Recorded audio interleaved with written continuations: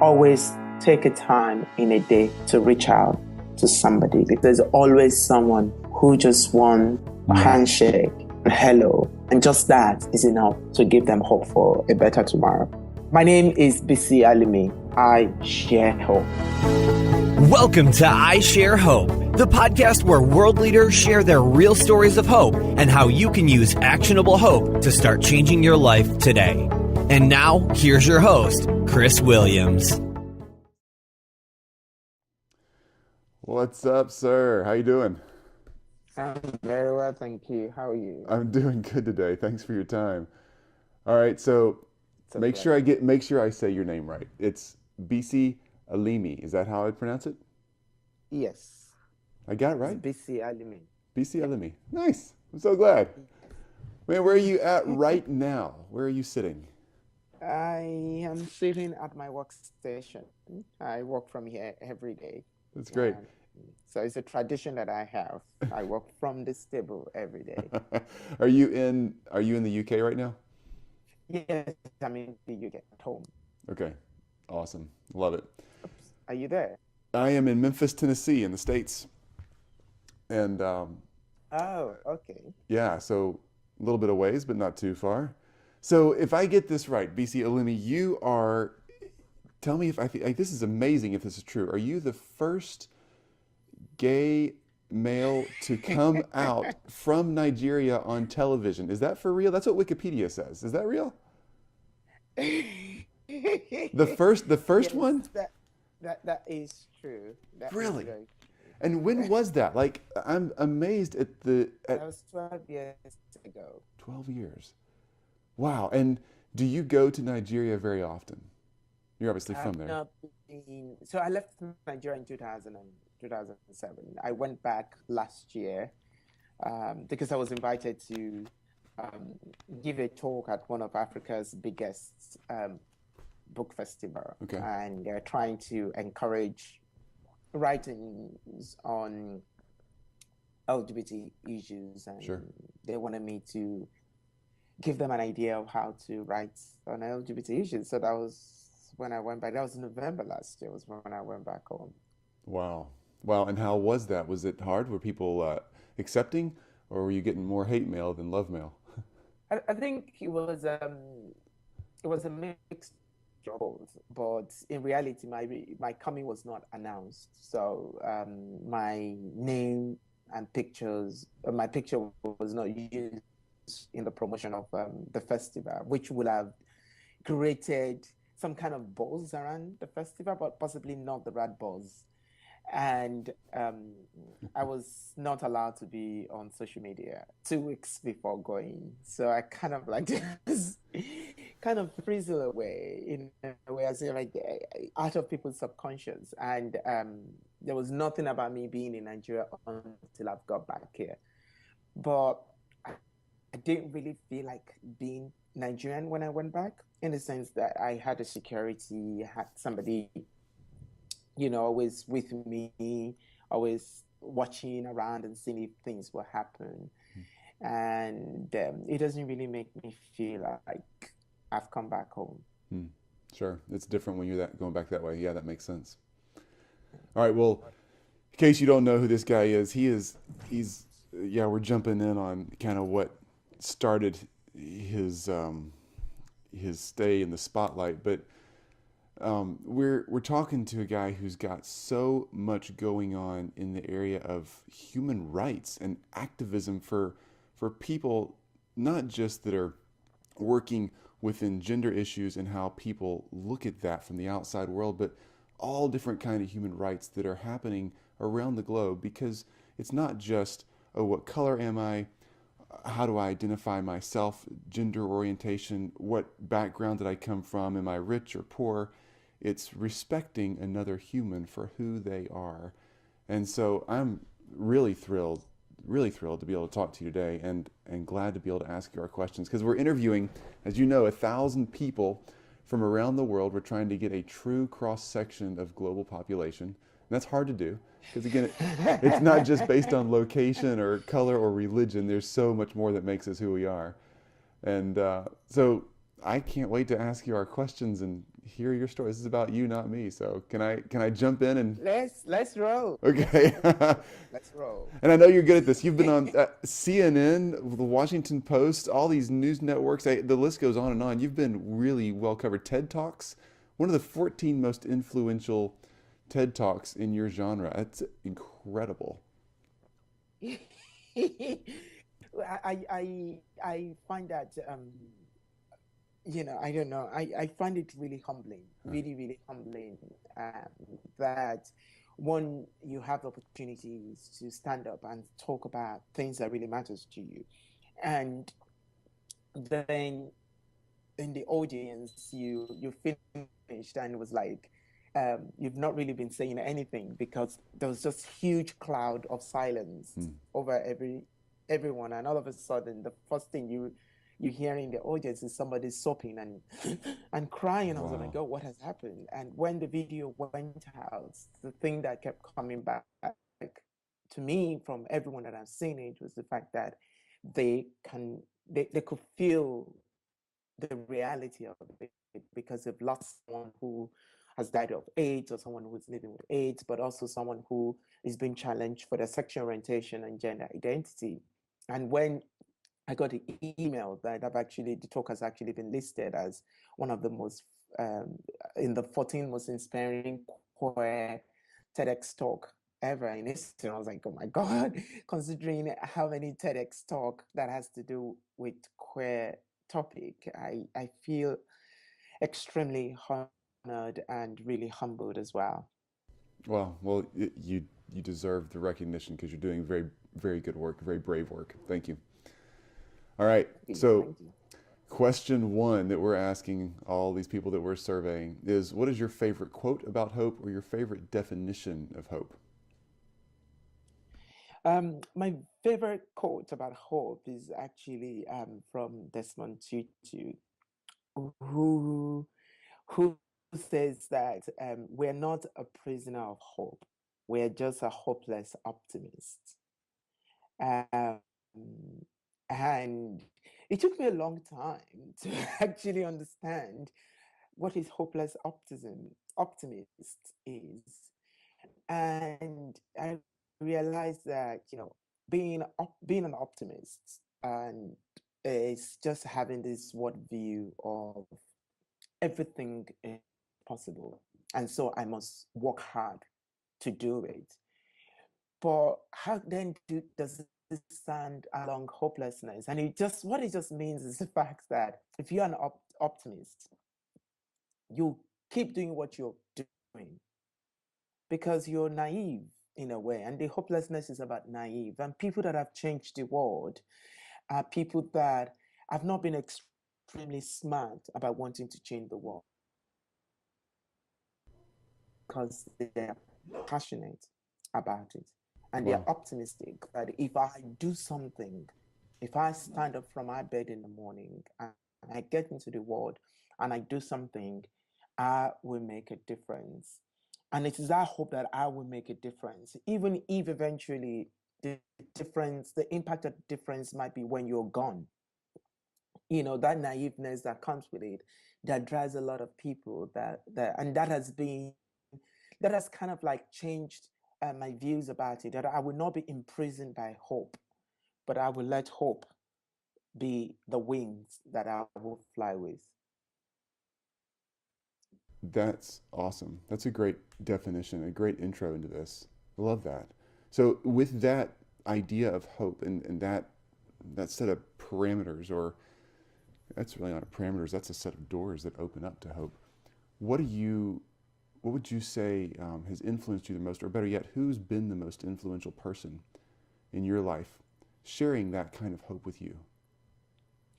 Well, a lot of people have actually influenced my life greatly. And I think number one on the list is going to be my friend who self, selflessly so on his deathbed saw the need for hope for the future in the sense that he demanded of me to please go and start a HIV work with our other friends who have limited idea about it or limited understanding of it. Um, Another person that has really inspired my hope is Beyond Rustin, who has eventually become my biggest, mentor. Unfortunately, I never, I was never aware of him until recently. But, his hope for not just a better racially equal America, but a better sexually equal America was something that was driving his work, drove him to be the biggest organizer of a protest ever, in human history. And that for me was just like amazing because he has this hope that if I don't do this now, tomorrow is not going to be a better day for people coming behind me. And then, I remember the likes of Martin Luther King. I remember Nelson Mandela as well. So there are a great lot of people that have really inspired um, my energy for hope. But those actually they stood out of the crowd. That's a great list. That's a really powerful list, man. Wish I could meet half the people on that list. Just one or two would be amazing. Yeah, good mentors. Mentors that you've met or mentors we haven't met, even from the grave. Some of these men and women are just so powerful. They played a game that was 50 years ahead of themselves, and it's amazing. Yes, exactly. All right. So, question 3, tell me about a time in your life when you've really had to rely on hope to get you through something. You seem like you're just doing great, everything's going your way, but is there a time back there when, or even currently, a story when you really needed to use hope? You know, there have been great number of times in my life that hope was, the food that my energy or my soul needed to get going. And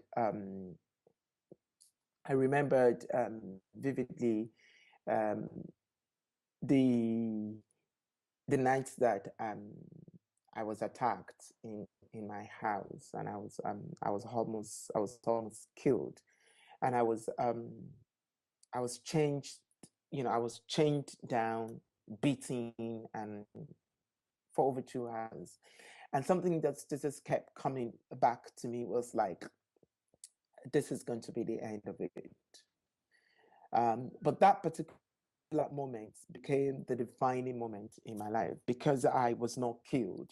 It became the springboard for me to be a different person.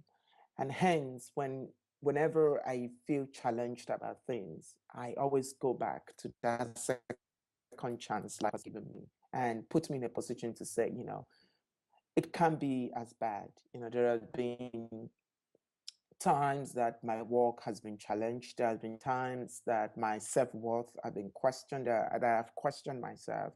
But when I think about that particular moment, that, you know, the only thing that got me going was because there is something else I needed to do.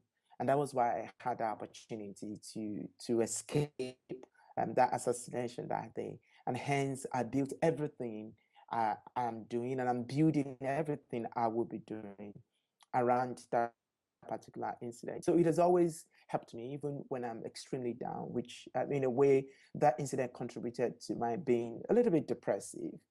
And when I get into that depressive mood, it is that escaping that night is always the light that comes out of the tunnel and just get me up and just say, you have to go, you have to go. Life is worth living, and you have to work and make the world a better place. Wow. So, was that when you were beaten in the middle of the night, chained down and beaten for 2 hours? Was that before or after you were seen on television for who you are? That was roughly 3 years after I came out on national Really? television. And it was just a simple hate crime. People were just simply after you for what they didn't understand about you. Was that the issue? I can trivialize it and say about that. that was all about. That was what it was all about on the surface of it. But I had come to the UK in March of 2007 to give a talk, and I had the privilege of being on BBC Network Africa, where I said a lot of things that actually challenged the democracy of Nigeria and the governance of the country. And I remembered when when I was going through torture, some of the things the guys were saying was like, how dare you speak against the government? How dare you challenge the government? You should have stayed there. Do you think you can say that and come back here? I am not in any way accusing anybody being behind it. I can as well just let it pass that it's a bunch of lazy young guys who had nothing to do, who saw the opportunity to pick on somebody, and I was readily available for them to pick on, and they picked on me. Okay. Sounds. It's horrible either way. There's a lot of strings attached to that one that could go pretty deep, and I'm sorry. But I'm thrilled. Sorry for that happening, but thrilled that that was a springboard for you. I think they fueled your fire, and that's cool to see. It really is. Yeah, they do, because so many times I've asked myself questions that if those guys are still alive today, possibly they might have seen me on TV or heard me on radio, or I've read any of my article. I just want to meet with them and kind of ask, how are they feeling now? Are they regretting the fact that they didn't carry out the act, or are they like, oh, I want to ask this guy for forgiveness, and we're proud that we didn't kill him because of what he's doing now. I have no idea what is going on in their mind. If there is anything I'm hopeful for, really, really, really, is to actually meet with those guys. So if they're out there and they have a chance to listen to this, I would really love to have a chat with them. That's great. I hope you get that chance. That's fantastic. That's a great attitude. All right, question 4. How are you sharing hope with people today? We've already mentioned a lot of things you're doing, but what are you doing in your life, either with the projects you're working on in a large scale, or when you're just out getting a cup of coffee and you see somebody that needs encouraging? How do you share hope with people? Well, I share hope with people in different forms, in different types of ways. Like you said, through my public speaking engagement, I share my personal experience, and I let people know that, a better world, a better approach to things is possible. I remembered one particular incident which I've shared over and over again when I was on Christine Amanpour's show, I think it was. And I was talking about my challenges with my family, the rejection that I experienced, and why and how much I hope parents will stop taking their children through this, difficult period in life, that they should start accepting their children and, start getting to understand them. And I got home later in the day. I saw a message in my Facebook inbox, which just come from a woman who had caught a child with person of same sex, and I've driven the child out of the house. And she had left a message in my inbox saying, I watched your interview and I was really, really touched. I sent my child out of the house, and now I really don't know what to do. And I replied, we spoke. I called her because I asked for her phone number, and we had a chat. And I remember telling her to go look for that child and bring that child home. A few days later, she called me and she said, my child is back home, and nothing will make me kick my child out of the house anymore. And I've told this story over and over again because for me it just shows how powerful hope is and the impact that it has on people, and how sometimes some things that we do gives other people hope, and that just it's just really, really powerful. Just sounds very simple, but every time I talk about it, I always have goosebumps all over me. It was very powerful. Or me, the first time I ever talked about struggling with mental health, because people, we always see people like me and think that we've got everything going for us, that life is perfect. You know, we have over 4,000 friends on Facebook, or we post picture on Instagram and you can have 500 likes in a minute and all this kind of thing. Right. And everybody thinks, oh, your life is perfect. But I struggled a lot with, with low self-esteem, with rejection. And that has also coupled with my sexuality, which has driven me to overdosing a lot of time. And sometimes necessarily just wanting to kill myself, but sometimes just necessarily wanting to sleep off things I cannot face. And for the first time in 2010, I think 2010, 2012, I gave an interview to one of Nigeria's biggest social media online personality about dealing with depression. And the requests that came after that from loads of Nigerians saying, I've been dealing with this as well. Thank you so much for talking so freely about this. You've given me the courage to be able to face this, and I can do it. And I was so ashamed of this before. But now I can really do this. I can face this demon. I can challenge it, and I can always know that it's okay not to be okay. And then put myself together, do things that makes me happy. Or was it the time that I came out openly to the same guy, living with HIV, and that also, gave a lot of people who are struggling with their HIV status, it gave them hope, because I talked about what I've been doing to stay healthy and how I've been dealing with it, and how I never allow it to define me or what I do, or though it defines what I do, but it doesn't define who I am. And it's a this kind of situation or situation I find myself, that I've used my personal life stories to let other people know that you can be courageous, and you can be better than the situation around you. Yes, yes, you can. Oh, that's good. That's encouraging. So tell me, question 5 is really practical. So when we hang up this call, what am I going to do next? I want to grow as a person of hope. In my own situation, we all have different stories and different backgrounds and different places today. But what do I do to grow as a person of hope, or to share hope with somebody else around me? Just simple ABCs. There are no clear cuts, guide to hope sharing technique. I don't really think that there is. But I always tell people when they come to me and say, how can they inspire the world? And there's something I learned from one of my writing class. Tell your story. Everybody has a story. And from our stories, we inspire the world. If we share our struggles, then we understand that we're not struggling alone, and we inspire other people to know that they're not struggling alone.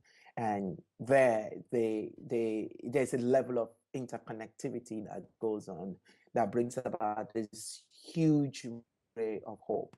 I also always tell people, if you feel passionate about something, go out there and do it. Sometimes it's not going to be the most comfortable thing in the world to do. Hope is never so comfortable. It's never so very comfortable, because if it is so comfortable, there is no need to hope. So go out there, do those things that makes you happy, that challenge you, that inspires you, that you love. And the third thing is, if life gives you opportunity to be crazy, never be ashamed to be crazy. Scream, shout, dance in the rain. But amongst to top it up, always take a time in a day to reach out to somebody, because there's always someone who just wants a smile, a handshake, a hello, And just that is enough to give them hope for a better tomorrow. You are brilliant at this. I just, wow.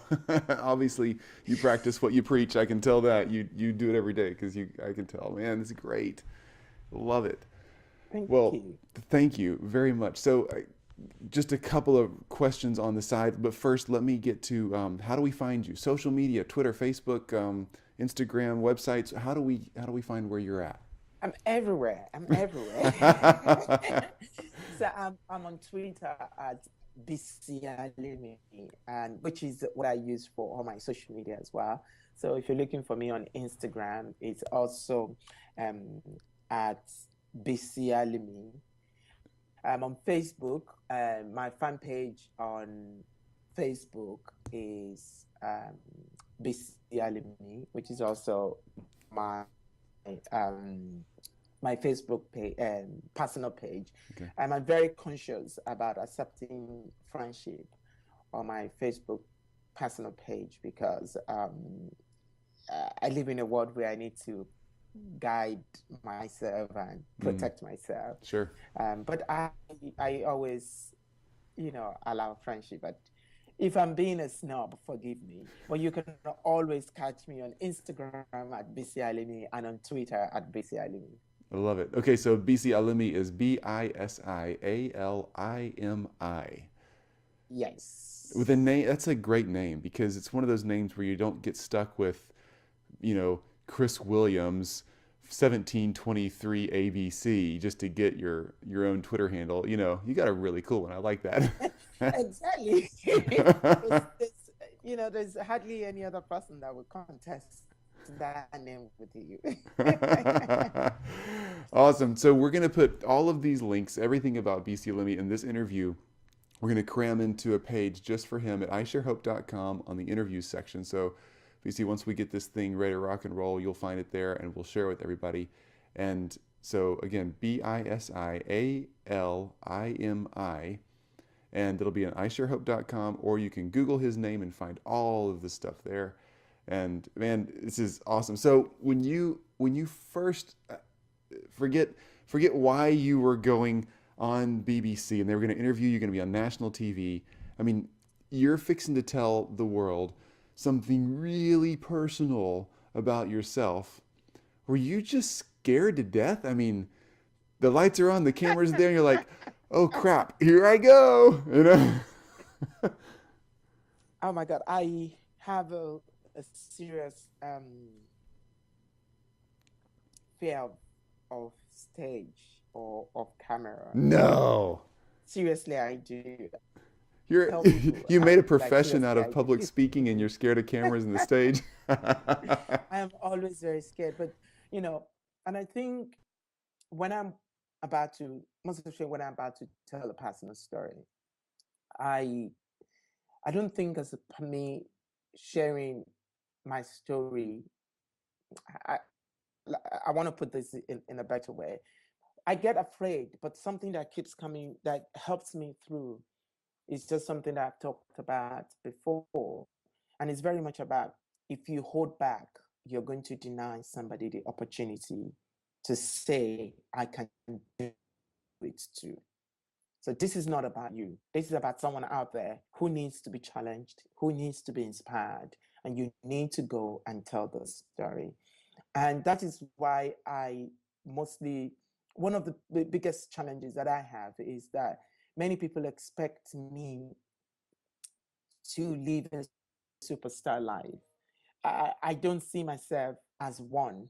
So there's that problem about when people now say, oh my God, you're a celebrity. And I was like, no, I'm not a celebrity. I'm just somebody who happens to have a story and who is lucky enough to have a platform. There are so many people with my kind of story, but necessarily just do not have the same platform that I have.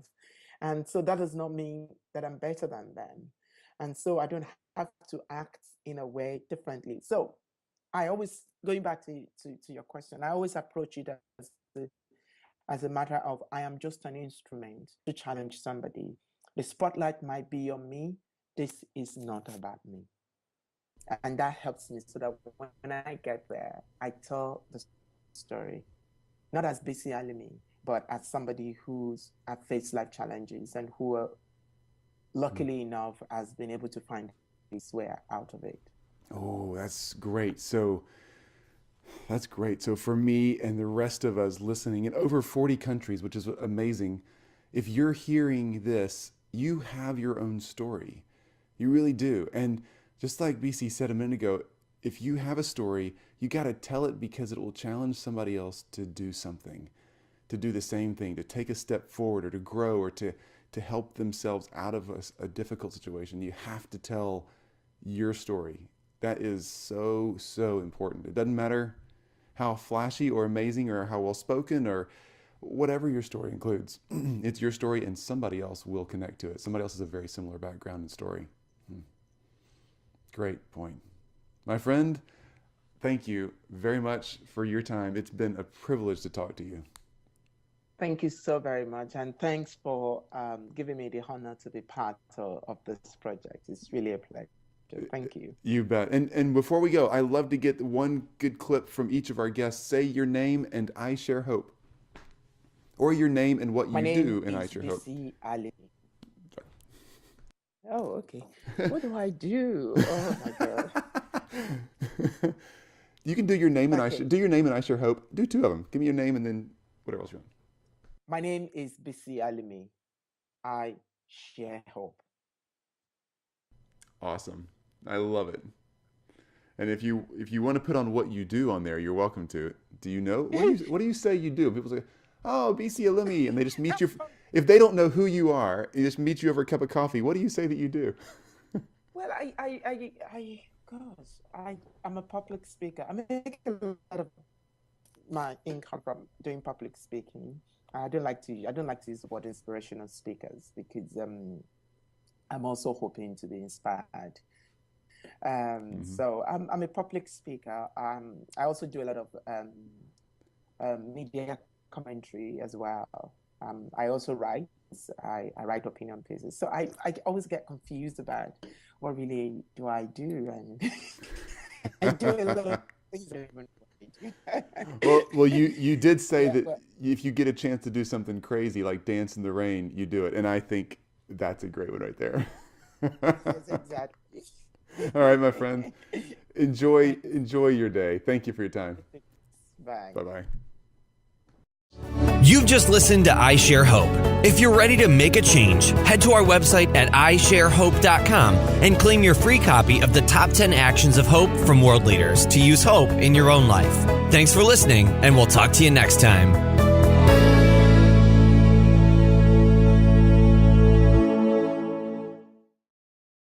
I work from here every day. That's great. So it's a tradition that I have. I work from this table every day. Are you in the UK right now? Yes, I'm in the UK at home. Okay. Awesome. Love it. Oops. Are you there? I am in Memphis, Tennessee in the States. And oh, okay. Yeah, so a little bit of ways, but not too far. So if I get this right, Bisi Alimi, tell me if I think this is amazing if this is true. Are you the first gay male to come out from Nigeria on television? Is that for real? That's what Wikipedia says. Is that real? The first yes, one? That is true. That really? Is very true. And when was that? Like, I'm amazed at that was 12 years ago. 12 years.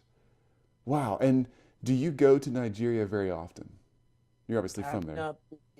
So I left Nigeria in 2007. Always take a time in a day to reach out to somebody, because there's always someone who just wants a handshake, a hello, and just that is enough to give them hope for a better tomorrow. My name is Bisi Alimi. I share hope. Welcome to I Share Hope, the podcast where world leaders share their real stories of hope and how you can use actionable hope to start changing your life today. And now, here's your host, Chris Williams. What's up, sir? How you doing? I'm very well, thank you. How are you? I'm doing good today. Thanks for your time. All right, so make sure I say your name right. It's Bisi Alimi. Is that how I'd pronounce it?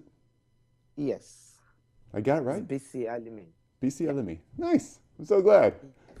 Man, where are you at right now? Where are you sitting? I am sitting at my workstation, and yeah, 2 weeks before going. So I kind of like just kind of frizzle away in a way, as in like out of people's subconscious. And there was nothing about me being in Nigeria until I've got back here. But I didn't really feel like being Nigerian when I went back, in the sense that I had a security, had somebody, always with me, always watching around and seeing if things will happen. And it doesn't really make me feel like I've come back home. Hmm. Sure. It's different when you're going back that way. Yeah, that makes sense. All right. Well, in case you don't know who this guy is, yeah, we're jumping in on kind of what started his stay in the spotlight, but we're talking to a guy who's got so much going on in the area of human rights and activism for people, not just that are. I went back last year because I was invited to give a talk at one of Africa's biggest book festival, Okay. and they're trying to encourage writings on LGBT issues, and Sure. they wanted me to give them an idea of how to write on LGBT issues. So that was when I went back. That was November last year, was when I went back home. Wow. Wow. And how was that? Was it hard? Were people accepting, or were you getting more hate mail than love mail? I think it was a mixed of both, but in reality, my coming was not announced. So my name and pictures, my picture was not used in the promotion of the festival, which would have created some kind of buzz around the festival, but possibly not the right buzz. And I was not allowed to be on social media. Working within gender issues and how people look at that from the outside world, but all different kind of human rights that are happening around the globe, because it's not just, oh, what color am I? How do I identify myself, gender orientation, what background did I come from? Am I rich or poor? It's respecting another human for who they are.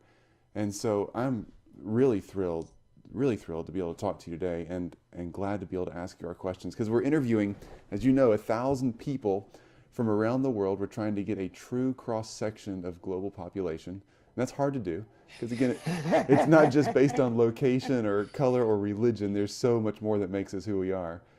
And so I can't wait to ask you our questions and hear your story. This is about you, not me. So can I jump in and Let's roll. Okay. Let's roll. And I know you're good at this. You've been on CNN, the Washington Post, all these news networks. The list goes on and on. You've been really well covered. TED